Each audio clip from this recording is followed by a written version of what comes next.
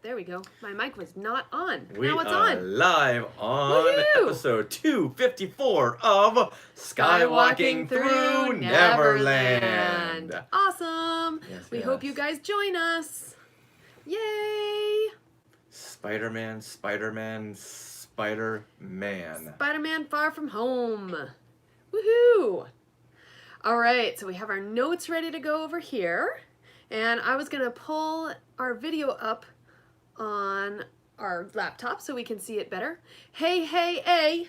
Guess who that is? Hey, hey, hey. It's our Canadian That's friend. Reynold. Yay! Did you open up Han Solo yet? Han, oh yeah, that's right. Han Solo. Wait, this is not it. Hold on. Your channel, that's what I want. Our channel. Hey, are we live right now? I don't see the live thing. Sorry guys, I'm trying to get our live video. There we go. Live now, so that we can see all the comments. Live! Thank you, Juan, for joining us. Okay, chat. Here's our chat. Yes. You're doing... Oh, I'm sorry.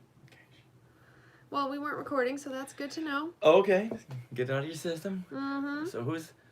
Felt the pressure from Rich. Uh-oh. What pressure? That's so mean.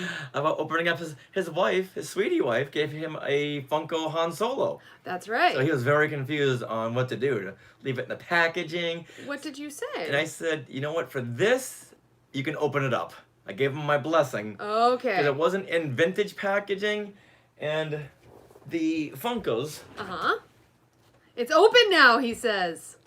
Yeah, the packaging isn't all that fantastic. No, plus you can take them out and put them back in if you really wanted to. Plus it's you can't really see them all that well depending on where you put them. Mm-hmm.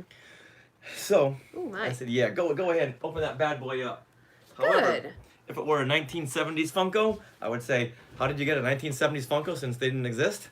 But then I would say, don't open it. Okay. Can't open anything vintage. So that's how that works. Yes. I like it a lot. Yes, yes. And I like our levels. All right, everyone. Uh-huh. So as a pre-warning, we'll be talking about Spider-Man Far From Home, and there will be spoilers. How can you review something without giving away Exactly. spoilers? And honestly, when I listen to podcasts... You have something right here. Oh, you fix it. Okay, hold on. It's probably from the microphones. Yeah, okay, there you go. Or from the headphones. Yeah, blend that in. Okay. Thank you. Do I have something here, too? I love your face. That's your head. Yeah, so you can give a review, but if you don't really delve into it, you're getting very, very sparse information. Plus, that only applies, the spoiler-free review only applies, like, the weekend the movie comes out. After that, when people have seen it, you might as well talk about the whole film so that when people are listening later, like, let's say years later, it's more fun to listen to an episode where it goes in-depth. So that's like it's evergreen content is what we're kind of, that's why we do spoiler-filled reviews, because later on it just makes more sense. I'm glad we said this because Dustin, he had to leave. Oh, no, okay. Yeah, he's not seeing it until tomorrow. Well, Dustin, we will talk about some things right before so there's plenty of show to go before and afterwards. And we'll let you know. But yeah, you try reading a review or listening to a review and spoiler-free, and it's like, you're not really giving me much to go on here. I could read this on IMDb. Exactly.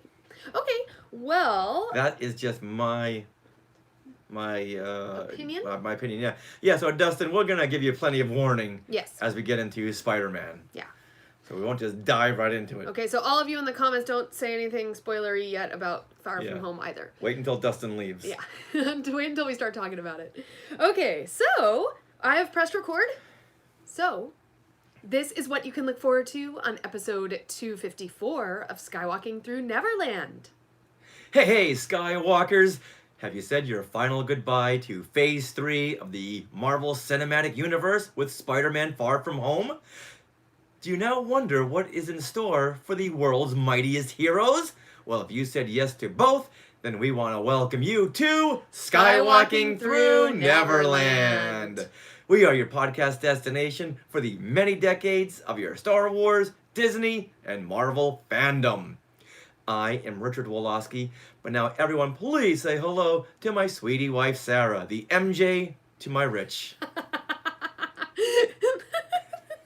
That's the best I can do on a moment's notice. Oh my gosh. I'm sorry, I have no comeback to that. So I'll just give everyone a big Wookiee hug to our family of Skywalkers. Give him a Spider-Man thwip when he spins his Okay. web. Hold on, let me try. That was good. Really? Yes, it was. It was better than your pew pew. Oh my goodness, it was good. I'm so excited. See, you're getting there with sound effects. Okay. Take some time. Yeah. Next time I'll be the next Ben Burt. There you go. Or Michael Winslow. Who's that? Who's that? Skywalkers, tweet in at SkywalkingPod. Tell Sarah who Michael Winslow is. Okay. All right. Well, maybe you face huggers can tell me. We're going live on Facebook right now. So if you guys know who Michael Winslow is, let us know in the comments. And we want to thank everyone for listening to the show every single week. We love it when you share our joy in this adventure through fandom. All right, contest is over. Juan Mercado already got it. Oh, what did he say? Police Academy. What? Michael Winslow was the guy who did all the sound effects with his mouth. Spaceballs, right? Yes. Okay. Yes. Okay, so Dustin said Spaceballs, which Okay. so I've never seen Police Academy, but I have seen Spaceballs. Yes, I have. You know what? And so he's the one who had like the yeah, he made like, all with these the crazy sounds. and it Okay. wasn't dubbed in later on. That was really him. I saw him live back in the 80s doing something or other, and he was doing all this stuff with his mouth. Very, very crazy. And you know what? Maybe at some point for the Culture Popcast, we can go over the Police Academy films. Whoa. All right. I haven't seen those films in 30 years. Well, wow. Okay.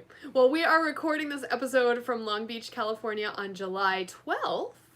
And what year is it? Minnie, what year is it? What year? What do you mean, what year? Stop asking her questions she can't answer. Minnie, what is your blood type? No, okay. Minnie, what is your Well, guess Minnie, what? what is your PIN number? Minnie's upset, so here's Mickey. It's 1:23. Good afternoon. Why doesn't he say like Pacific Standard Time? Tell us where he is. Where's he coming from? Minnie's upset. She's upset with you. Just want to know what her PIN number is and her mother's maiden name. Come on. Oh. Well, this episode of Skywalking Through Neverland is proudly sponsored by Small World Vacations.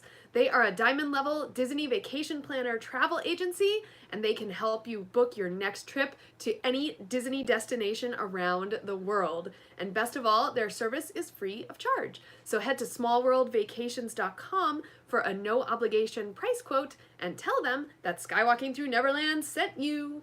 And the money you saved can go into adopting a loth cat or a Minoc Aww. or a dewback.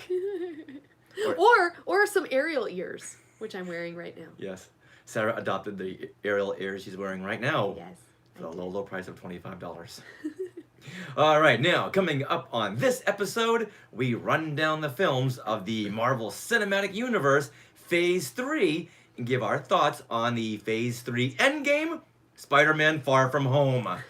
Wait, you're just confusing people now. Yeah, exactly. That's the way I was while watching this film. Like, what? Why is this the end of Phase 3? Why can't this be the beginning of Phase 4? Well, it's so reactionary to Endgame, I suppose. Yeah, I don't know. which would have been a nice segue into Phase 4, in my humble opinion. Why didn't Kevin Feige call and ask me this? I'm sorry. Well, speaking of Phase 4, we're going to go into the films that are rumored for Phase 4, and every day you look, a new film is added or deleted or subtracted or Right. Yeah, so these we went through a lot of different lists and got all of the most common denominators and put it in this one list. But that could change in 5 minutes. That could change at San Diego Comic-Con. And it will. And it'll change again at D23 Expo in August. Absolutely. All right, well, we also have on this episode some extra fun shout-outs regarding our last episode, 253, on meeting the locals of Batu. Some of you took our advice. Very nice. Now here are Things we want to share. Did that work? One more time. Now here are Things we want to share. You need that pause. Okay. I paused a moment before. Yeah. All right, so I'll go over this Comic-Con, Okay. and you're going to kind of lead the Marvel stuff. So. Okay. Okay. right, Skywalkers, we are headed to San Diego Comic-Con. We're headed there for the first time in 10 years. Wow, that 10 years. It's been 10 I would have years. said like 6 years, maybe 5, 6 years. 2009. Goodness gracious. I know. Wow. So we're excited about it, and we will be exploring the Lucasfilm Pavilion on the show floor, which will have a ton of great booths and merchandise. So look for a video of that on our YouTube channel. And we will finally be attending the Her Universe Fashion Show on Thursday, July 18th. I'm so excited to finally be attending this show. Yeah, you've been talking about this for years. I know. Every year I follow it, and I'm so excited about it, but I never get to go, and this year we're going. And was it last year or the year before that? Didn't Ashley come out in the Lego Ahsoka dress? Yes, she did. So adorable. She always has really cool outfits, so I'm excited to see these in person. Yeah, you know what? John Zancanaro on YouTube is asking if we're going to get all the Sith Trooper merchandise. Ooh. Okay. Well, okay, so we entered the lotteries and didn't get any of them, but we did not enter the lottery for that. We entered the lottery for, like, the Orville signing and Simpsons signings, and we didn't get them. No. But that's okay. I'm just excited that they're going to be there, and there's going to be a lot of fun panels, including Lucas's Museum of Narrative Art. Right, yeah. Oh, I can't wait for that. There's going to be a panel on that. Now, I may not be able to attend that because I'll be attending some panels on movie music, including one hosted by Michael Giacchino. So I am excited about that. However, I will be attending this. Yeah. This is the first time we've gotten information on the Lucas Museum, which is where? Where is it? Right here in Los Angeles. Woo, right where I went to college. So exciting. Thank you, San Francisco and Chicago, for turning it down, because now it's right down the street. Uh-huh. Oh. Now, the Sith Trooper merchandise, let's go back to this. Yes. You had to get into a lottery like at Celebration, correct? Correct. Yeah. Okay. Yeah, with your pass or your press pass, you could enter an online lottery. And it's per day, per, like, different hours of pickup times. Yeah, as great as the merchandise looks, well, I'm gonna save my money for something else. It just didn't scream out to me. Okay, on the Sith Trooper. On the Sith Trooper. You know what screamed out to me, though? What? So Rock Love Jewelry has an all-new collection. For the first time ever, she's doing a Star Wars collection. And this jewelry is fantastic. And we will definitely be checking out Allison's booth in detail and hopefully talking with her too. We're trying to work that out where we can get a fun video of her and her jewelry talking about this new line. And she's got this Ahsoka ring. It's so cool. It's like enamel and oh my gosh, and all this fun stuff. Oh, and a Gonk droid necklace. And a Gonk droid necklace. And an AT-AT with movable legs. Yeah, everything like moves. It's amazing. All right, now this just in. Yes. Why haven't I heard about this? Alex Ross has got a Monkeys exclusive. Who said that? That's Glenn. Oh, Glenn on YouTube. Oh. He's got. How do I not know these things?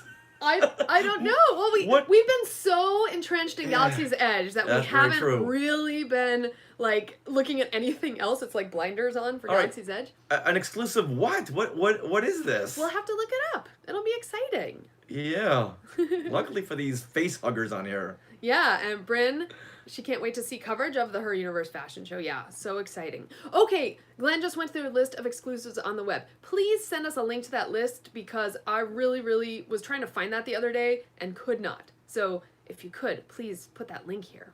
Yeah, nicely done. Thank you very much. Now, also at San Diego Comic-Con, I will be on a panel on Friday at 4 p.m. called Heroes on the Mic, and I'll be representing Fangirls Going Rogue, and the panel is all about podcasting, so I'll be with some other podcasters on that too. Looking forward to that. The lithograph. Is there a? I'm sorry. No worries. Is there a picture of this? Is there a? There must be well, a. I told him to send us a link. Okay, great. Yeah. All right, I know what I'm going to be getting. So, Skywalkers, just stay tuned to our social media at Skywalking Pod for San Diego Comic-Con coverage because, of course, when you go down there, you'll always run into things that we didn't know were there. You know, we'll stumble into cool stuff. especially even outside the con. So mostly, I know I will be sharing on Instagram and Instagram stories for @SkywalkingPod, but that will also populate to Facebook and Twitter as well. And also, Trisha Barr and BJ, they will be covering for Fangirls Going Rogue, so they will also be there. So please follow @FG Going Rogue as well. And we're gonna like divide and conquer. And we did reach out to Lou Ferrigno to get an interview with him. I've waited to talk with him for decades. And they had announced that he was going to have to pull out of Comic-Con because of a family emergency. Oh, sad. Oh, I wanted a one-on-one with Lou Ferrigno. That would have been awesome. That would have been so close, but yet so far. Glenn, we cannot see the link, so maybe send to @SkywalkingPod? Okay. I think it probably filters out links. So there are so many things we're going to be doing at Comic-Con. So if anyone has any suggestions or want us to look for something, find someone, and talk to a certain person, let us know. We'll be there, mics in hand. And we look forward to seeing our San Diego Skywalkers, as well as Trisha Barr, of course, author Adam Bray, and so many more. Yeah, Margaret Mays. Yeah. And Brian Sims. Oh, so much. Now, speaking of so much, so much is happening in the world of Galaxy's Edge. What is going on? We got some news. Well, Disney Parks blog had announced on July the 11th that the opening date of Rise of the Resistance is now being announced. So say that sentence again with July 11th first. Now, on July 11th, Disney Parks blog had some news on the opening of Rise of the Resistance at Galaxy's Edge. Guess what? On December the 5th, this attraction will open at Walt Disney World in Florida. But, Richard, what about Disneyland? Well, that's coming up. What? Well, I know, but wait a minute. December the 5th. What are we celebrating on December the 5th of this year? We're celebrating 15 days before Rise of Skywalker. That, plus the 118th birthday of Walt Disney himself. Oh my! Yes, I believe somewhere in his will, in one of his books. Okay. He said that he wanted Rise of the Resistance to open on his 118th birthday. I don't know why it's in his will. That's just where it ended up. And guess what? They obliged. Oh my gosh. But then, what happens to Walt Disney? What happens to Disneyland here in Anaheim? When's Rise of the Resistance gonna open? Well, they, like Walt Disney, they're honoring him on his birthday. They're going to honor me on my birthday. What? Because Rise of the Resistance opens here at Disneyland on January 17th, the day after my birthday. Richard, that's not your birthday. Well, January 16th is. Apparently the 16th was too full on their schedule. They got their wires crossed. Yeah, You know oh what? my goodness. We'll go on the 16th and maybe there will be a soft opening. Probably. What do you think? But I'm just happy. I'm just happy that it's opening on my birthday, the day after my birthday. This is so exciting. And to the people at the Disney headquarters, I really appreciate this. I know it was going to be a surprise. The cat's out of the bag. The lost cat's out of the bag. And now I can't tell you how excited I am. Oh. I think at this point, then we're going to see Galaxy's Edge really flooded with people. Because right now we're seeing a lot of comments that people are waiting until Rise of the Resistance opens to then visit Galaxy's Edge. Yeah, and we've seen a lot of comments, oh, Galaxy's Edge is a bust, the land is empty. You guys, there's so many pass holders that are blocked out right now, and people are scared of going to Disneyland because they think it's going to be crowded. So I just think people are staying away and going to, like, Knott's Berry Farm. Now Jurassic World, that ride just opened at Universal. Like, there's plenty to do. Yeah, I don't think Disney's worried about Universal or Knott's Berry Farm at all. Yeah. But we are seeing a lot of these comments, and if I see one more video that says Galaxy's Edge a flop, I'm going to bust something. There's some comments on our videos, and it's like, really, guys? Really? Just chill. Yeah, the times we've been there, I think it's, 8 now? It's been full. Mm-hmm. It hasn't been to the point where you can't move around. They've really done a great job on keeping the capacity at such a level where you can move around freely and not have to bump into people every time you turn and hit people's backpacks. And The whole backpack thing. Ugh, don't get me started on that one. But July 5th was a really busy day at the Disneyland Resort, and when we popped into Galaxy's Edge for an hour, it was super crowded. And in fact, I even had to wait in a little line to refill my water at the Dianoga's station. We had talked to a security guard and said, "Hey, how was business yesterday?" And he said, "Oh, it was pretty slow," which is understandable. Yeah. Because I know our friend Eric Walker, who's right Yep. now on YouTube, he went, and I thought, oh boy, that's not a good time to go. It's going to be so crowded.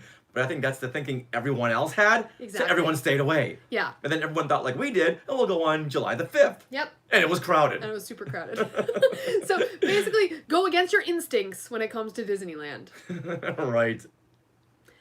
So Dynamo, we did not get a chance to craft our own lightsabers, but we got to experience the experience 3 times with 3 different people who had their lightsabers made. So that was really cool.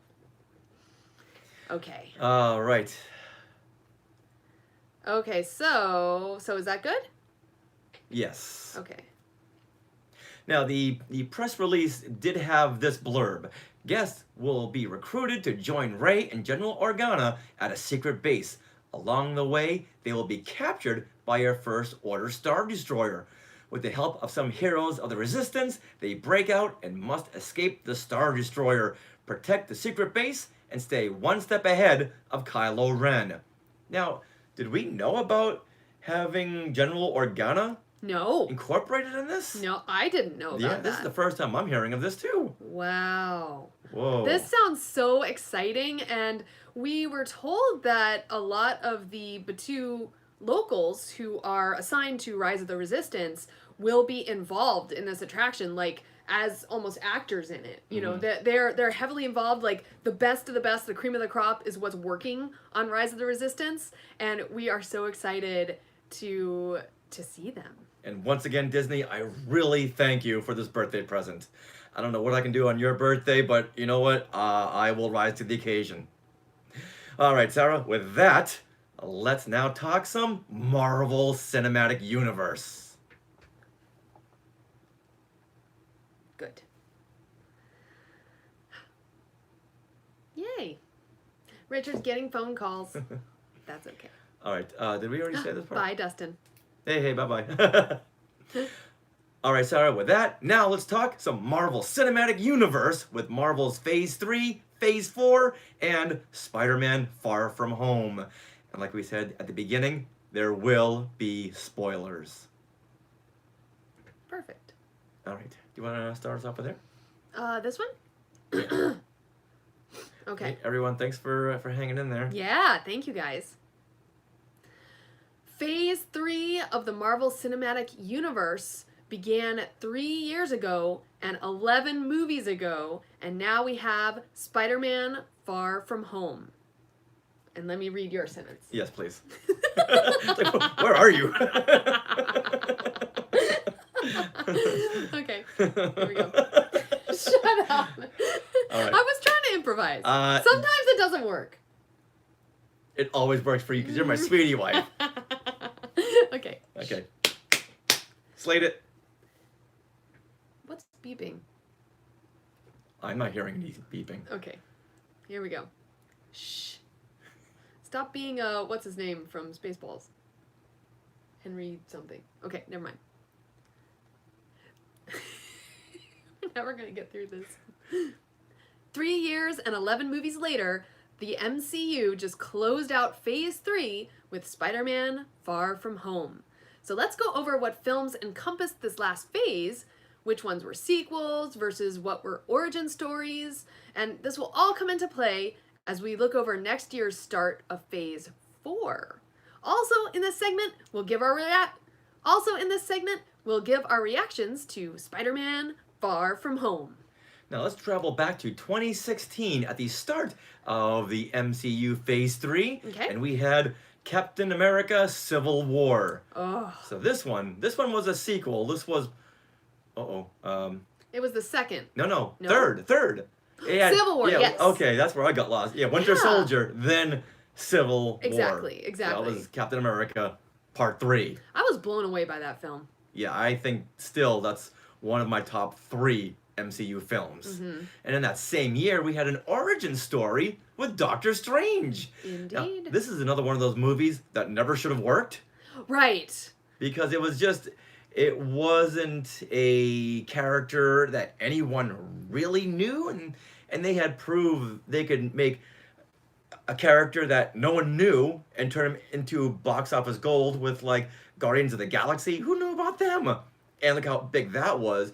But Doctor Strange, he was it was more of a cerebral kind of a superhero film. Mm-hmm. You had to really pay attention to all these phases and multiverses and planes and stuff. I thought, oh boy, as a kid, I got one issue of this and said, okay, where's Batman? Oh, funny. Where's Spider-Man? So as a comic, it didn't really work for you. No, not at all. I liked his costume. Other than that, that was You it. say that about every superhero. Loved the costumes. Loved the Well, cape. I think, honestly, can you imagine anyone else as Doctor Strange except for Benedict Cumberbatch? Haley Berry. So, okay, all kidding aside, I think that he had a huge drawing power to that film. I mean, he's, very, very He's got up that there. look. Yeah, he's got the look, and, like, girls love him, guys love him. Like, I think he just has that magnetism that was needed for this, to pull people into this role. Because I know for me, I didn't know who Doctor Strange was from Adam. I didn't read comic books, but I sure as heck knew who Benedict Cumberbatch was. So... Yeah, Adam's a whole different superhero. It's Adam Warlock. Yeah, So, and we heard about him. Yes, we did. At the deep dive there. All right, now the first film of 2017, which is the third film in Phase 3, was Guardians of the Galaxy Volume 2. Nice. Another sequel.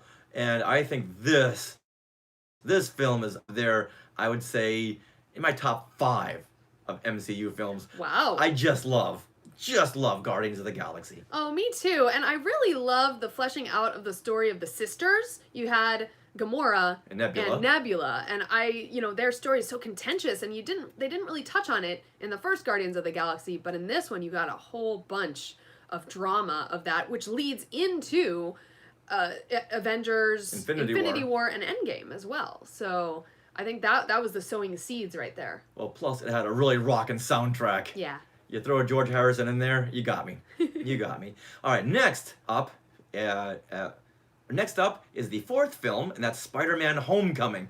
And this is not a sequel.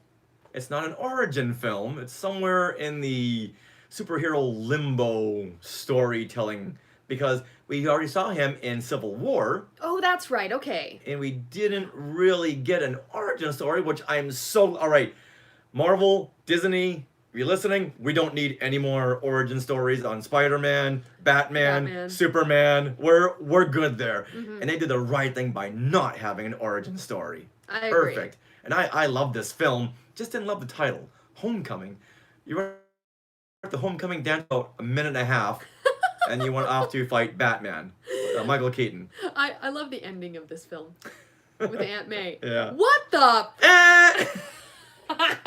Right.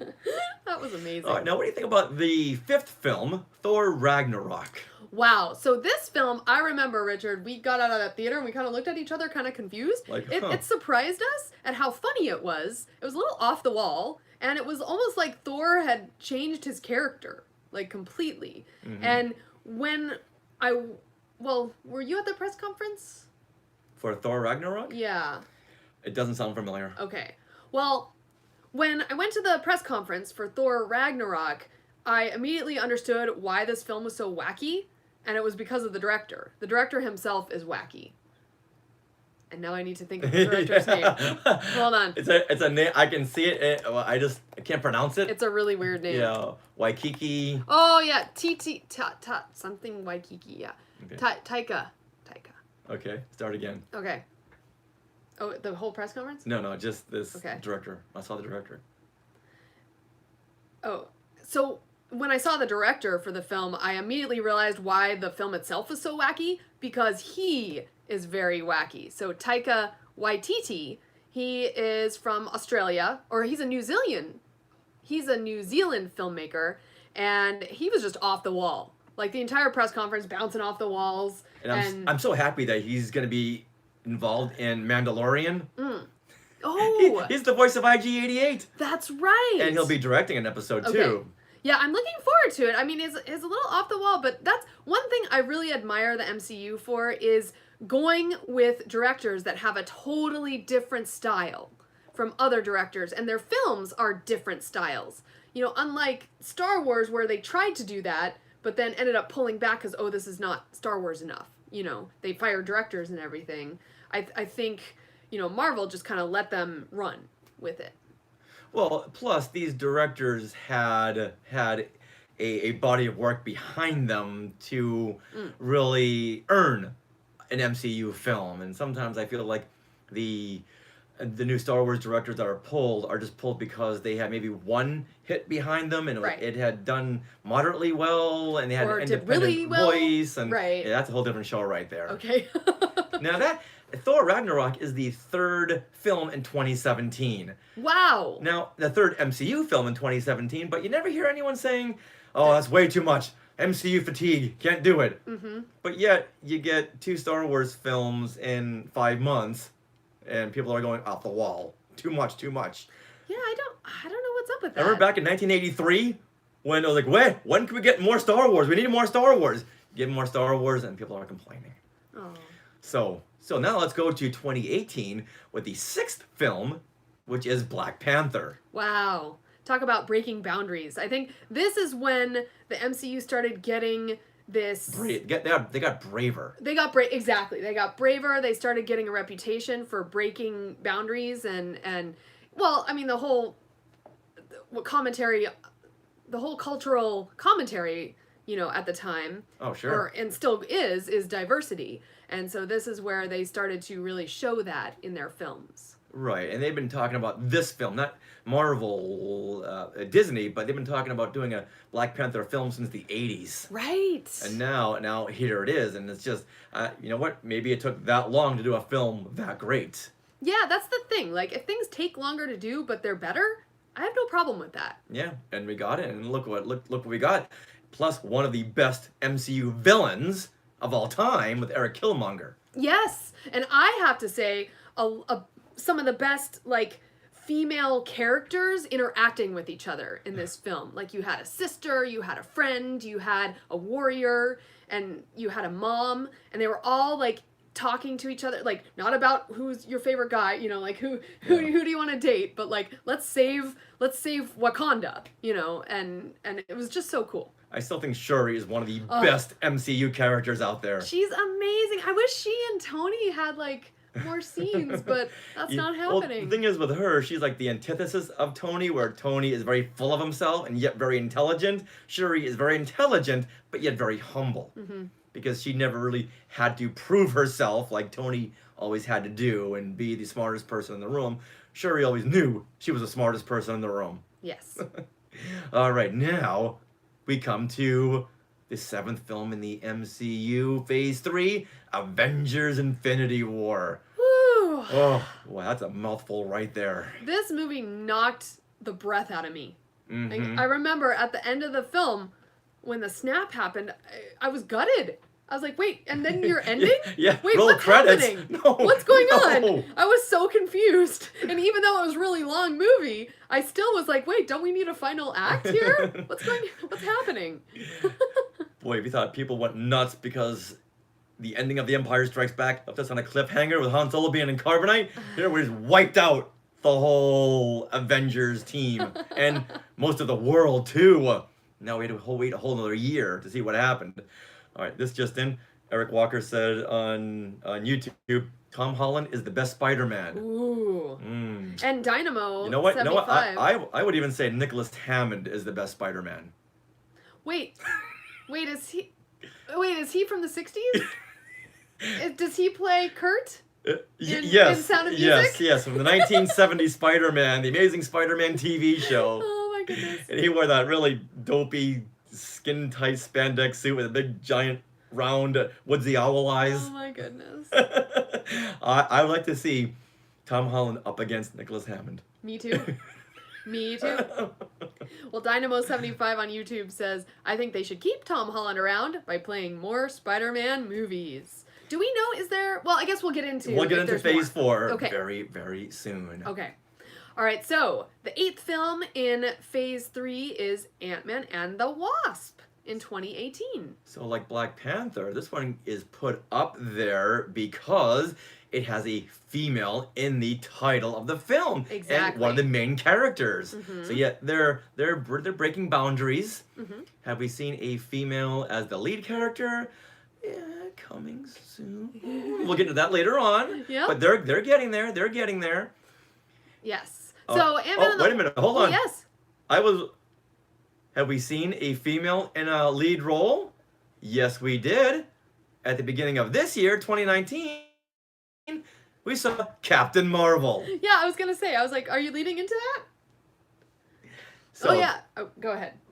So this, I know I keep saying this, I think this is one of the best MCU films. You keep saying that. I know I Richard. do. I know I do. Okay, well, obviously I do too. All of my Captain Marvel merch. Where's my sunglasses?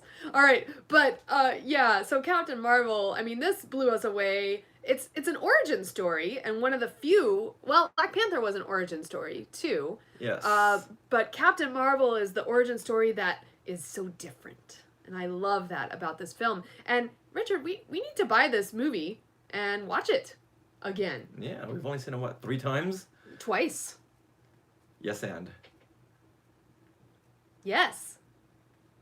So now this one is an origin story, and Ant-Man, going backwards, Ant-Man and the Wasp was a sequel, Avengers Infinity War a sequel, and we have Black Panther, an origin story. So where do we fall here on the ratio? But hold on, we have more. Another film, a sequel in phase 3, and that's Endgame. Did that movie come out yet? I forget. Was that something? That came out this year. Yes, it did. What, they're 3 months after Captain Marvel? 3 months? Yeah. And no one is complaining about Marvel fatigue. No. Now, did anyone on Facebook or on YouTube, did they see the re-release of Endgame with the extra scenes and the post-credit sequence? We didn't make it to the theater. Well, it's still out there. Oh, it is? Okay. Yeah. Okay, good. Yeah, I think have we only seen it once in the theater?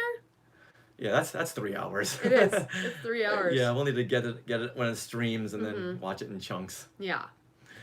And right now, people at Disney going, no, it's not the way you should watch a movie like Endgame. See it in the big screen. You really should. Right. And now we come to the last film in phase 3, and that's Spider-Man Far From Home. Wow. Which Endgame was such an ender. Like, yeah. It wrapped up people's stories. You had such a nice, neat little bow on things. It was a denouement of phase 3. Fancy talk. There you go. What does this mean? I pull out these 5-cent words when I'm trying to prove a point. What's denouement? That's the ending. The fini. Okay. And yeah, What language is that? I believe it's French. Okay. Fini, yeah, that's French right there. Well, I don't is know. that Latin? Wow, we're Americans, aren't we? All right, I think you're focusing on the wrong thing. I think so too. All right, so now out of all those films, 7 were sequels. Wow. Okay. 7 out of the 11 were sequels and 4 origin stories. So let's compare that in a few minutes when we get to phase 4. Okay. But right now, we got some talking to do about Spider-Man Far From Home. And once again, there will be spoilers. Okay. Spoiler alert. Nice. Hey guys. Okay, just let you guys know we are going to be talking spoilers. Okay. Yeah, you're right, Eric. They didn't add anything to the movie, but just in the post-credit. Go. Oh. Okay. I think we're back. Sorry. Okay. Woo. All right, you ready? Okay, so Spider-Man Far From Home. Oh, everyone's still there? All right, good. Yeah, some people left because take a little time, but that's okay. Okay. I'll find us. Alrighty.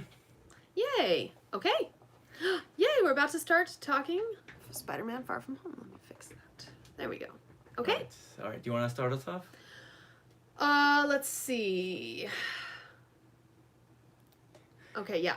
Long Beach, we have a problem. Spider-Man Far From Home. Richard, we just got back from seeing this film, and let's give a few reactions at first. All right, now, do you want to start us off here? Well, I wanted you to start us off. Oh, with pleasure. Now, when I first saw the trailer, I loved the idea of. Now, when I first saw the trailer, I loved the idea of Spider-Man going to Europe, and that was one of the high points of the Christopher Nolan Batman series when Batman went to Japan. Ooh. I love that.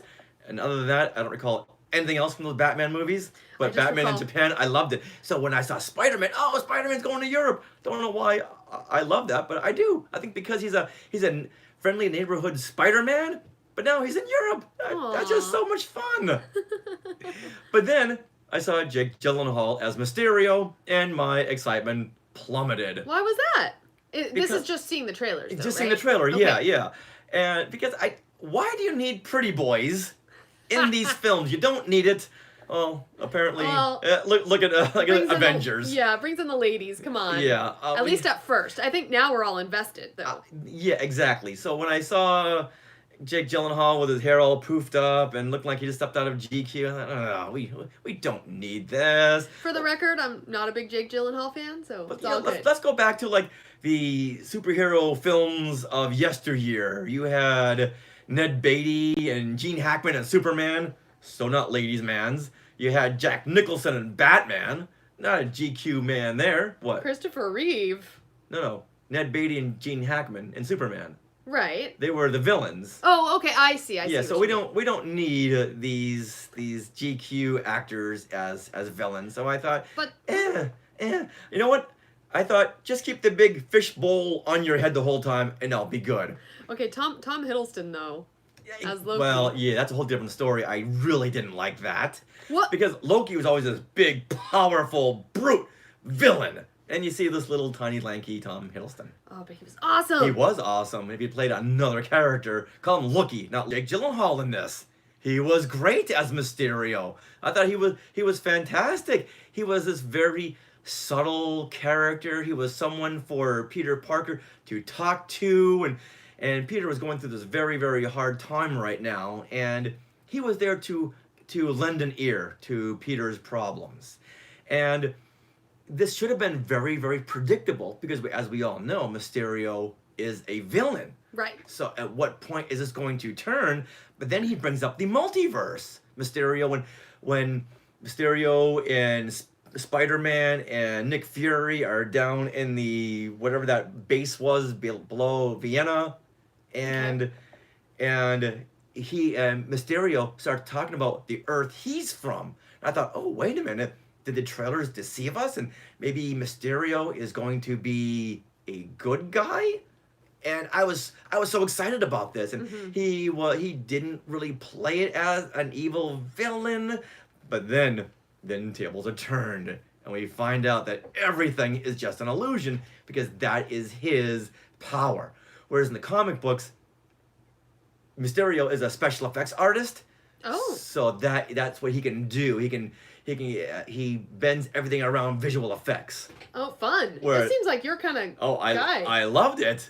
So now he is someone who used to work for Tony Stark. He's in the Stark Industries. He's up with technology. So instead of using visual effects like in movies, he's got drones everywhere projecting images and realities. That was really cool. Cloaked drones. Oh, Like, yeah. How awesome is that? Yeah.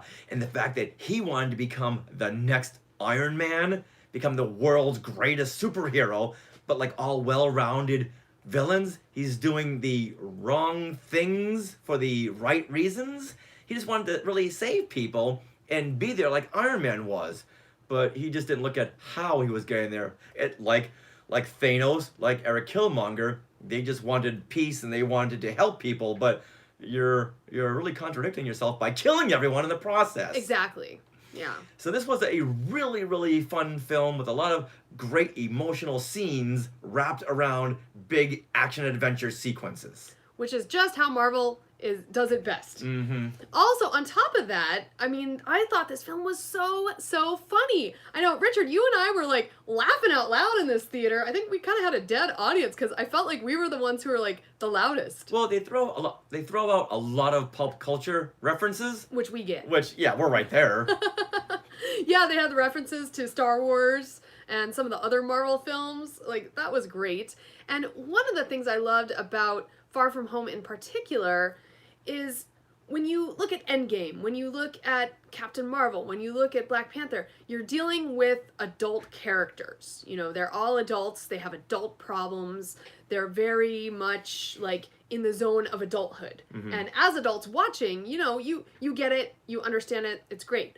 But watching Far From Home, you're dealing with teenagers. You're dealing with Peter Parker and his friends and their love romantic problems and all this fun stuff that totally brings you back to your teenage years. Like, I thought it was so cute, these touching emotional moments, like the first kiss, the awkwardness, like, oh, brush hands. Yeah. Oh, do I hold a hand? Like, oh, Now that what? little tingly feeling you get inside when you don't know what to do. Like, We went to first base, we touched hands. exactly. And I was just all those little emotions that you remember from your teenage years. I know they were brought up back for me. Like, I thought that was so much fun. Yeah, here's Peter Parker fighting Thanos, but he just doesn't know how to put into words how much he cares for MJ. I know. I love that dichotomy. Oh, so cute. Now, so overall, you know, I totally enjoyed the film as well, but there were just a few moments that took me out of the story a bit, but then I just decided to suspend my disbelief and enjoy. So we'll go over those moments a little later. Okay. Well, what did work for you? Okay, well, what worked for me was definitely, was definitely the chemistry in this film. Not only, the chemistry of the teenagers, but Aunt May and Happy. Happy, played by Jon Favreau. Yeah, they were happy. Finally, Happy is happy. And they're all like teasing each other and flirting in front of Peter, and he just doesn't know how to handle it. It's so funny. I thought that was cute. And I was surprised that Nick Fury had such a big role in it, but it kind of makes sense because he's taking the place of Tony Stark in the film. So I thought that definitely worked. Right. Plus, you need someone to set out the heroes on a mission. Right. And that's one part that did not work for me. The fact Okay. that here's Mr. Fury, and he's trying to get Peter Parker away from his school vacation, his school trip to Vienna to go on a mission. It's like, Mr. Fury, I'm sure you got other people to attend to this. Leave Peter Parker alone. He's 16. Let him be a kid. After all he's been through, let him be a kid. And I know Peter Parker had said the same thing. You know what? You can go to Thor. He's off-world. Go to Captain Marvel. And they said, don't ever invoke her name. Ah. I'm not sure what that meant. And he was looking for other heroes to take his place, but apparently everyone else was off-world or doing something else, so he had to come to Spider-Man. So I thought, oh, well, you gotta do what you gotta do. But going back to what worked, I love the fact that this was a different kind of film, and it was a high school superhero film. Yes. And all those, like you were saying earlier, those young moments of getting a boyfriend or a girlfriend while on a trip. Kind of the coming of age moments. Yes, and I remember when I was in that same era of my life when everyone had gone to like this camp for like a week during school, and you see all the little romances blossom. So when I saw this in the film, and Peter Parker's friend Ned is like, all right, we're two single guys out in Europe. We're gonna tear apart this continent. And 9-hour plane at ride. the end of the plane ride, he's got a girlfriend. So all that went out the window. Hey, babe. How you doing, babe? So funny. Wow. And I just thought this was more relatable, this kind of film, because we've all been there in high school and in any kind of schooling. And I thought it was more relatable than having someone like Iron Man with a Swiss Army knife suit that could do anything at any time. Now here's Spider-Man, and he does have the suit that does most of the work, but yet it's all his internal struggles that he's having a real issue with. Mm-hmm. And also, like I said earlier, about the multiverse. The multiverse. Now this could be good or bad. And we saw a lot of this, and of course in the Spider-Verse, the animated film, where you could see where there's so many different Spider-Mans and so many different universes that there's so much potential.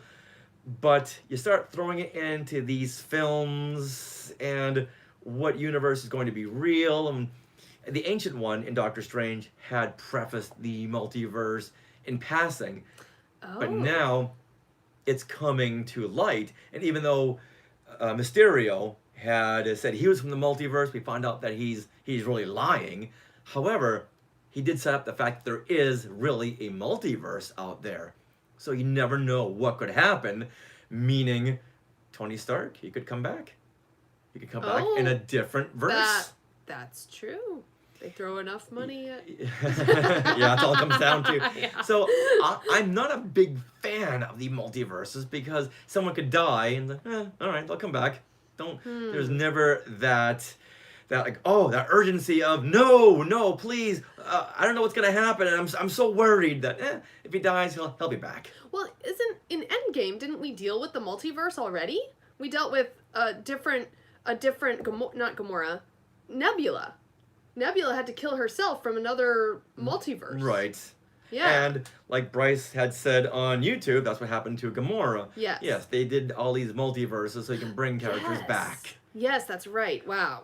Oh my goodness. Yeah, so I hope they don't go too much into that, because I want to be able to know that if we lose a character, that, oh, you really hurt and feel for this character. Mm-hmm. If he's on the deathbed, if he's going to sacrifice himself, then it's going to mean so much more if that is the finish of that character and not have to see him again. Like, oh, okay, you sacrificed yourself, but here you are again. Right. So John said what worked for him. He enjoyed the intro high school video that explained what happened to the people who blipped. Oh, thank you, John, Oof. on YouTube. Wow. Yeah, we're going to get into the blip because I was confused, honestly. That's the part that really confused me. And it confused all of us. Yes. We went into a group to see this, and it's like, did you guys get that blip part? Yeah. Took a little while. We get the whole idea of it, but Right. some of the little nuances, not so confusing. much. Yeah. All right, so should we talk about the blip, or should we go into what didn't work? You know what? Let's talk about the blip. We're already Okay. here, and then we'll go back. Okay, so I did some research, and we'll just explain the blip and then try to explain it in terms of Far From Home. So when Thanos snapped his fingers in Infinity War, half the population disappeared, right? So 5 years later, Professor Hulk restores that half of the population using the Infinity Gauntlet, but it took them 5 years.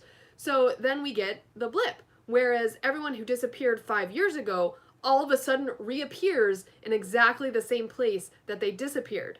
So And the same age. and the same age. So hence Aunt May, reappears in her apartment 5 years later, but it's 5 years later, it's being rent out to a different family. Like, it's no longer her apartment. She wasn't there to pay her rent for 5 years. Well, okay. Yeah. Makes sense. Now, this is what confused me, was actually that video that John was talking about on YouTube, and that is, we see band members 5 years ago, from a video that's 5 years ago, and the band members, half of the band members disappear. They're doing a show in the middle of a basketball court, and half of the band members disappear. But then, and I'm assuming in the film, and I don't remember in Far From Home, but I'm assuming it cuts to a separate video 5 years later where there's a basketball game going on, and all of a sudden the band members who disappeared 5 years ago reappear. They blipped back. They blipped back into this basketball game. Yeah, so someone was taking a video of this basketball game, and all of a Right. sudden, all these band members just blipped right into the shot. Right. Because they came back after the snap. Right. And so you have like band members colliding with basketball players.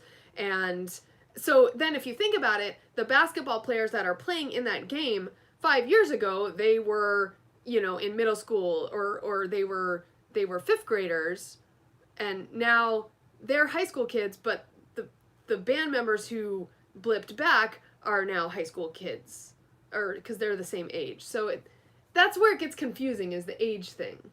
Well, the band members who came back, anyone who comes back is the same age as when they were when Thanos snapped. Right. So now you were saying that the basketball players should have been 5 years older? No. So let's go to the case of who's the guy that MJ like doesn't like but likes her. Who's Peter's the rival for her affection? Yeah, the rival. That's where I got confused because they mentioned that he was 5 years older. So I thought he was 5 years older, but then yet still going to high school, even though he was like in his 20s. But I don't think that's the case. They just knew him as a middle school kid who now, he did not blip. So he grew up and aged normally. And, okay, so that's what it is. Okay, think it through. Yeah. Okay, so back when MJ and Spider-Man, what is it, Peter Parker? Uh-huh. They were in high school. Then this guy, his rival, was 5 years younger. Does that make sense? Yeah, like everyone's saying on Facebook. Yeah. He didn't blip. Right. He didn't blip. Right. So, but he was 5 years younger when they knew him. But all of a sudden, he's in their grade because he aged 5 years. All right. Does that make sense? Yeah, because So, he like, didn't blip, so he would have been out of high school and should have been like married with a job at that point. No, but the thing was, he was younger. He was 5 years younger than high school when the snap happened. So he did not blip. This is where it's confusing. So he is 5 years younger than Peter Parker and MJ. Yes. He was. All right. When they blipped. But they blipped. Right. Which means they came back and they're still high school age. But he grew from, say, 10 to 15. Right. Does that make sense? Yeah. So now all of a sudden he's their high school classmate when he wasn't going to be because he was going to be 5 years after them. Well, he looked 5 years older than everybody else, He did. too. That's another thing. He looked 5 years older, so I was like, wait, the people who stayed, I was confused. So now I hope that didn't confuse you too much, Skywalkers, because I think we might have confused some people, but yeah, regardless. Okay. All right, so that didn't work for you. No. Okay. Well, what else didn't work for me? Okay. Well, the whole blip thing was just what's going on here? And one moment that was lost was when Peter got to the airport on his way to Europe, and TSA had opened up his suitcase. And there's Spider-Man's suit. Yes. And because Aunt May had packed it, just in case. Yeah, you never know. And the TSA security officer looked at him, at Peter Parker, and they cut away. It's like, oh my goodness! Well, there was a missed opportunity for a great line. Like, Peter could have said, oh yeah, we're going to Comic-Con over in Vienna. This is my costume. Oh. That would have been awesome! But they cut away. And I was so disappointed in that. Now, let's get back to that suitcase that Peter Parker had. And if you saw the initials, it was for his uncle, Uncle Ben Parker. Oh.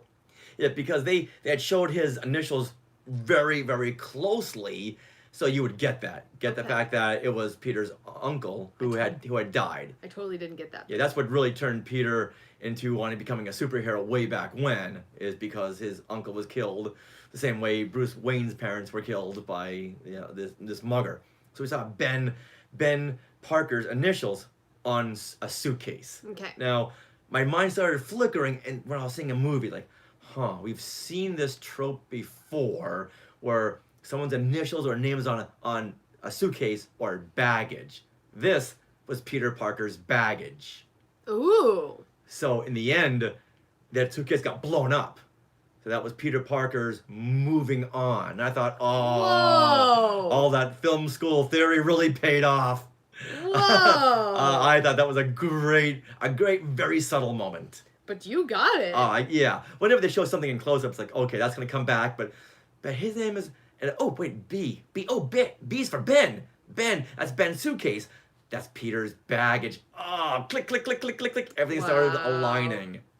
That's amazing. Yeah, so it was a great scene in that regard. I just wish they had paid it off. So close. Yeah, me So too. close. And something else that didn't work. There's no Stan Lee cameo. What? Well, Maybe there was some kind of a background reference to him. I don't know, but I kept looking for Stan Lee, and it was reported that Stan Lee had shot so much, and because of the other cameos he did, that they could have done what they're doing with Carrie Fisher and just CGIing him into another scene. mhm. And I was so hoping they were gonna do that. Arg, arg, arg, arg. All right, moving on.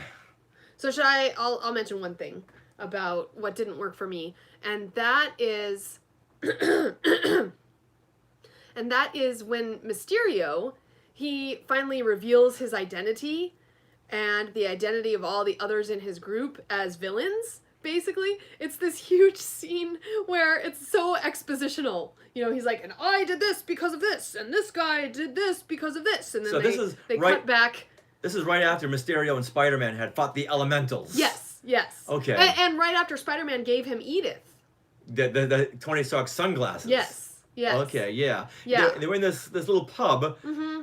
and I thought something was odd, just because there was just a big catastrophe outside. Vienna was ripped apart by a fire monster, and here are all of these people in the pub just sitting around like it was a Saturday afternoon.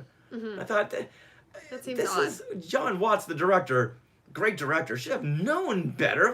What is going on here? But then, like you said, when Peter leaves after giving him Tony Stark's Edith sunglasses, and then Mysterio turns off the devices, and we see that everything was just an illusion, and it was all of his people in this rundown, burnt out pub, because he just wanted Edith's sunglasses. He wanted to get on the side of Peter Parker. Right. So, I mean, I do realize that they needed this scene, that it was necessary for kind of the whole twist and turn of the film, but I just thought it was so, it just screamed exposition, exposition, exposition. Now, Bryce on YouTube says something interesting. In the comics, Mysterio was always full of himself. I thought the scene worked. It shows how grandiose he was. Okay, great. Well, Bryce, thank you for bringing that up, because I'm not a comic book reader, so I guess that does make sense. It just, for me, I had to kind of suspend my disbelief after that scene. Yeah, and it worked for me, but I was just too focused on the background extras. Like, come on, people! Be on your cell phones. Are you okay? Is everything all right? And what's going on? And calling your insurance companies. That's where my mind. Where my mind went. The destruction of our house really did a number on us last year. Whenever we see, like, destruction, especially of people's homes in any film now, we're just like, oh, cringing, going, no, oh, it's gonna take so long to fix. Yeah. Oh, it's terrible. Right. Okay, well, I have one more thing. Okay. Okay. And this is what worked. This is what didn't work. Okay. Just one thing that didn't work for me, and that was at the end, the final battle, you have Mysterio, you have Spidey trying to get to Mysterio, and there's all these drones after him, especially in that enclosed bridge space, where he's, like, almost upon Mysterio, and all these drones are, like, following him all around, like, shooting their bullets, and it's like, how do they all miss him?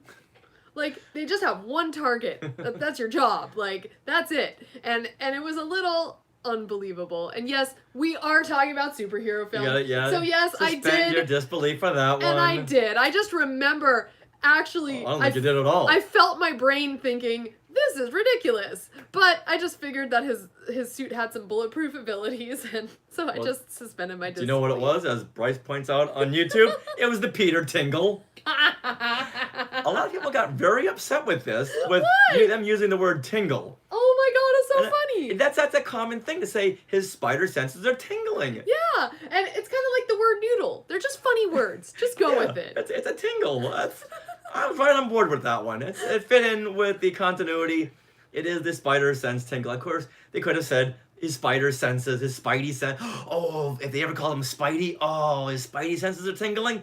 I will drop it Not sure what that it is, but I will drop it if they ever refer to him as Spidey. 'Cause that refers back to the Electric Company, Spider-Man, and the younger Oh. kids comic book Spidey. He was never Spider-Man. He was Spidey. Okay. Oh. Aw. Why wasn't Spidey in the multiverse, in the Spider-Verse? Sony, you dropped the ball on that one. Oh, right. Oh, that would have been funny. Well, that's your wish. I do have one wish for this film, Far From Okay, Home. It's all right. not necessarily something that didn't work, but I just really wished we could have seen more of what Edith could do. The sunglasses. Like, all Peter did was use them to put a strike on his friend, his classmate. His arch nemesis and Yeah. MJ's affection. Yeah, but like I think it would have been fun to see a little more of what it could do, like mess with people's texts or, change something up in the real world, like on a computer or I don't know. It would have been cool. It's kind of like in the first Spider-Man movie when Peter was playing around with his Spidey suit and all it could do. We just needed like a montage of that. So Well, the film's only 2 hours and 8 minutes. it's true. It's true. So that's just my wish, but I didn't need it. It was just I think that would have been cool. All right, now I want to talk about my one standout scene. Okay? My favorite scene. That's when there was a Star Wars reference. Okay, now let's set it up here. Okay. Mr. Fury says to Peter when he's trying to talk him into coming on to this mission in Vienna. Mr. Fury says, "Heavy is the head that wears the crown," and looks at Peter Parker, and Peter's like, "What? Huh?" And then he continues, "Tony Stark said that if it wasn't a Star Wars reference, you wouldn't understand." Now, you tell me why that was my favorite standout scene in this movie. Because it's Star Wars. They mentioned Star Wars. Who's mentioning Star Wars? Oh, Fury. Oh, wait. Oh, my goodness. Mace Windu? Mace Windu! He's making a Star Wars reference! That is pretty awesome. Oh my goodness, that is so Inception. Aww. I love that. I think that's the part where we just howled for about 15 minutes in laughter. Yes, I agree. Now, there was another cut Star Wars scene from What? this. What? And that's when Peter Parker, well, he needs money to get to Europe, so he sells all of the Star Wars toys. He wants to sell everything, and this scene was confirmed by Tom Holland on the press junket. Ooh. He sells everything but one item. And that one item is a Lobot action figure. Aww. Lobot, of all people. But this ties into his connection with The Empire Strikes Back. Oh, in fact, if you look at Homecoming, in Peter Parker's room, there's Star Wars toys everywhere. And up on a shelf, there's a whole row of action figures, and right in the middle is Lobot. Aww. Wow. I know. Another example of the MCU just tracking things out. Yep, I yep. love that. Now, one addendum onto this. In Civil War, Captain America Civil War, Peter Parker says, "Hey, did you guys ever see that old movie, The Empire Strikes Back, and those big walking thingies?" Oh, he would know what they are. In his room, he's got an AT-AT toy. Yeah. So he's got an affinity for The Empire Strikes Back, so you would think he would know what those walking thingies are. Maybe he hadn't seen it, and then since after he said that, he's like, well, I better watch Empire Strikes Back now, and it became his favorite film.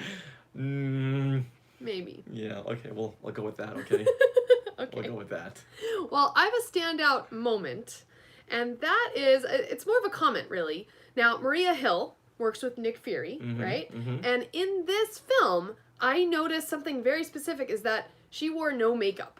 Like, pretty much none. Like, if you compare her look to, like, Captain America Civil War, anything like that. And I think this really speaks to her character and how, her job was too important. She didn't have time to do stuff like put on makeup, and it was just very real world. Like, if you think about it, if I had to get up and go to an office and save the world, like, I'd probably be running there too. I wouldn't take the time to put on some mascara. I just run over there and do it. So I loved the fact that she wore no makeup. I gotta be honest, I didn't notice that at all. Okay. I'm a girl. I notice things like that. So, yeah, girls notice girls. Okay, Yeah. good deal. All right, now, should we talk about the tag? Sure. Yes, let's do it. All right, now, in the end of the film, Spider-Man is... Wait. I thought that was her. Oh, is he talking about the tag? Was Maria Hill? She was. Yeah, but the tag, was she also changed into Glenn, do you mean that Maria Hill was a... Yeah, we'll get to that. Okay. Okay. Now, here's Peter Parker. He's swinging all over New York. He's having a great time because he and MJ are now a thing. That's all he's ever wanted, was to be with MJ. He's happy. He's taking selfies with himself as he's swinging from building to building, and he lands at MJ's feet, and they're planning something for later on in the day. He just couldn't be happier. And to say a high school kid is happy, you know what? Just let him have it. Until the tag happened. Oh. And there, up on a big jumbotron, is J. Jonah Jameson, who the audience went nuts because he's back. He is in the MCU, and J. Jonah Jameson was in the Tobey Maguire Spider-Man series, Right. played by J.K. Simmons, who played him here. Yeah. So is that their way of doing multiverses? And there's a couple of J. Jonah Jamesons, and it doesn't matter. I was just happy to see J.K. Simmons as J. Jonah Jameson. And he's in charge of the Daily Bugle. Oh, you would think. Oh, no? Back in the old Tobey Maguire Spider-Man in the comic, yes, you're right. He is in charge, the editor-in-chief of the Daily Bugle. But Daily Bugle, that's a newspaper company. Newspapers? What is that? That went out with beepers and 8-track players.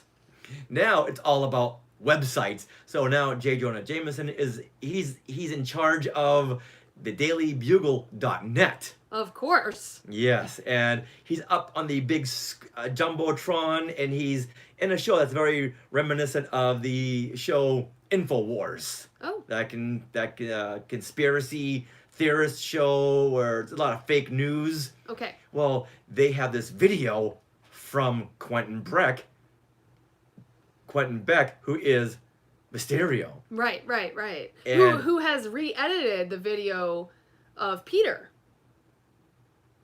What? Sorry, no, go ahead. So he had sent this video to the dailybugle.net before he died, and it says, "I know the identity of Spider-Man, and it goes to snow. And